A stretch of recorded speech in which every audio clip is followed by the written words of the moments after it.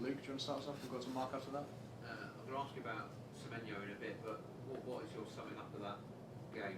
It does look like you've left yourself a bit of a mountain to climb in the second leg. Yeah, it does. I think we have. I thought it was a tough defeat on us tonight because I thought the lads really did give everything today, and I thought we had the chances to make that scoreline very different if we could have got that first goal. I thought there were chances, there were moments. I thought we defended pretty well for the majority of the game. Really disappointed to lose 2-0. I think 1-0. Obviously, very different feel about it, and we needed to defend better in that last moment of the game. Are you bitter about the fact that Semenyo is allowed to play after playing for Bournemouth in an earlier round, particularly given what happened to you in 2023? No, I don't think bitter is the right word. I think that the rules are the rules. That they're there. I think I don't think I can focus on that too much. Probably like to focus more on the fact we had 10 men when they scored their first goal, because I just don't get that rule. JJ's gone down with a head injury after getting elbowed in the head, and we get punished. We get punished for that. I don't see that that's right. What about the offside goal there? One Pep's just gone on quite a long rant, claiming that they were unfairly treated here and then 2-1 defeat. What's your view of it? I've got no view of it really. I've not seen it again, so I can't give you an opinion. Okay, to Mark, please. Eddie, fatigue played a part at the end, played it long. No, I don't think necessarily just at the end. I think fatigue played a part, I think, just generally for us today. I thought we looked a little bit fatigued, but that's understandable with the exertions and the efforts that we gave on Saturday, and it's such a quick turnaround against the worst team that you can play to expose any fatigue, because they keep the ball so well. That's why I have to compliment the lads, because I thought they did give everything. We tried our best to rouse ourselves to the levels that we wanted to be at, and I thought it was a decent enough performance without being great. We've seen Tino's, looks like it's going to be a long spell of silence. Jacob Murphy's been injured. Is it now the emphasis on January, maybe bringing somebody in? I know you talked about it a bit on Monday.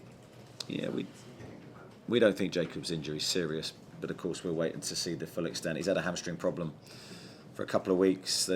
He's had 2 scans that come back clear, so we're not quite sure what's going on with him. Tino's information, we only got sort of confirmation this morning, so we need to digest that and then see what we do.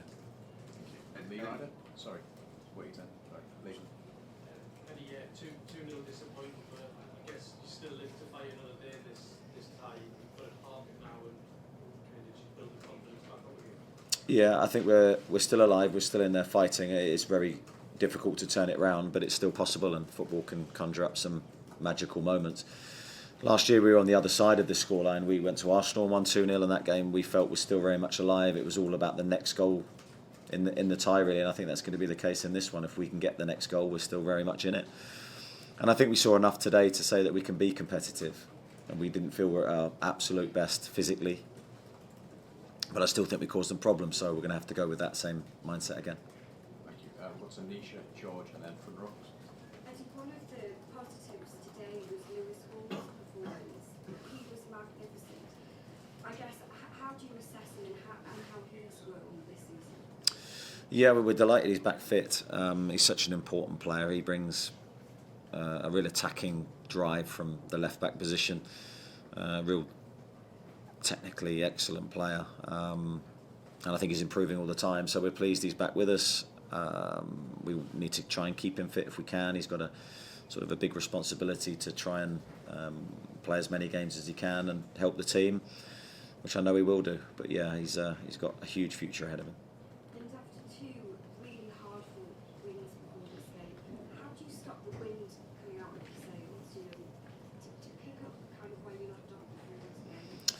Well, I think we just have to look at this in isolation. I think it's a disappointing defeat, but I don't think it's a majorly disappointing performance. I don't think it should dent our confidence in any way. In fact, in some senses, I think it should enhance it. We're close to doing really well against the best teams in the division.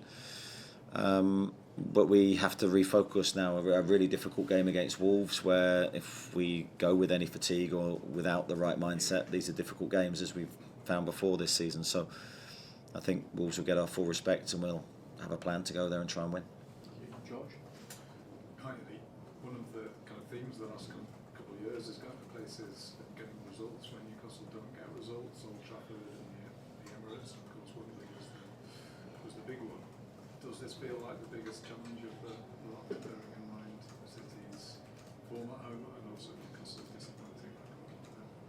Yeah, I think that's a great assessment. I think it is probably our biggest challenge, our biggest test of everything really, in our belief levels, our ability to score goals and defend. We're going to have to defend well in that game, otherwise we've got no chance. So I think that's for another day. I think the beauty of the two-legged, sort of the distance between the two legs, means that you can just put it away and forget about it. And we've got so many big games to come before the second leg. Who knows what sort of mental state both teams will be in by the time that game comes around. I think we're still in the game if we can get the next goal.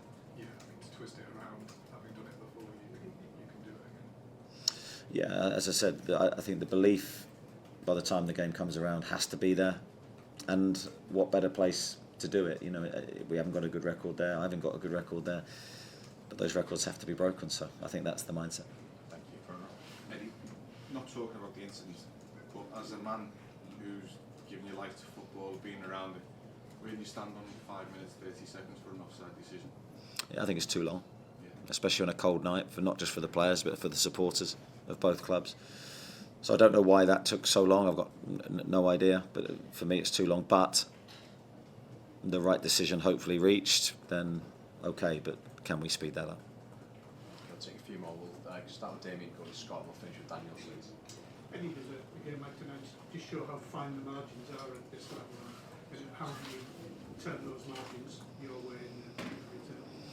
Yeah, I mean it does, because Johan has that early chance in the game which probably changes the whole mood and atmosphere of the stadium in that moment. There were several half chances for us in that first half. I thought Jacob Murphy was a real threat on the right hand side, and we were giving them issues and problems down that side of the pitch. And then of course James Trafford makes a great save from Johan again, and then Bruno hits the post. So I think that's any game of football though, that the swings of the game are so delicately poised all the time. I think our challenge is to try and stay on the right side of them. I thought we were a danger and a threat from set plays today, but we didn't quite get the goal that I think some of the deliveries in the box deserved. Scott? Eddie, you said we need to look after Lewis, and yet the reality is you've got 4 defenders who played tonight and probably Kieran. So Lewis is kind of going out every game, Malik and Sven are kind of having to go out every game. How tough is that for you, knowing that that their players have played an awful lot of football? Well, at least 2 of them have had injury problems already this season, and yet you haven't been calling them again and again and again.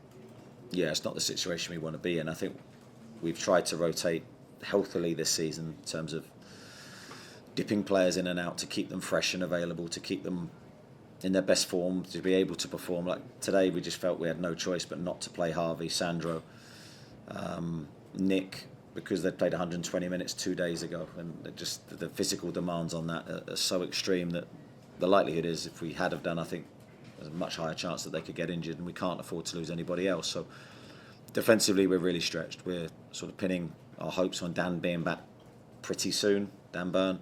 That would give us a massive lift, and of course the transfer market's still available to us. Thank you. Last one, Daniel, please. Danny's been mentioned already that there's a bit of a mountain decline in the second leg, but also that records are there to be broken. So how will you frame it to the players when it comes to that moment? Give me a chance to think first. I've got a little bit of time to get my head around it. I think that's for another day. Now my brain's already gone to Wolves and making sure we go there in the right frame of mind, in the best physical condition to try and keep our good Premier League form going. And it's been mentioned about fatigue as well. Is it as much mental fatigue asking the players to go again as much as it is physical? No, I thought today was physical. 120 minutes, a lot of minutes for some of the other players against, as I said, the worst exponents of any fatigue, because no matter how we set up today, there was going to be spells where we didn't have the ball. So I thought the players dealt with it really well, especially in that first half. I thought we were well in the game. I thought we defended pretty well today as well, and we conceded 2 goals. But they didn't have an abundance of chances, so I'll look back at that, I'm sure, with mixed thoughts on how we played. Okay, thanks everyone. Safe travels. Cheers. Thank you. Thank you.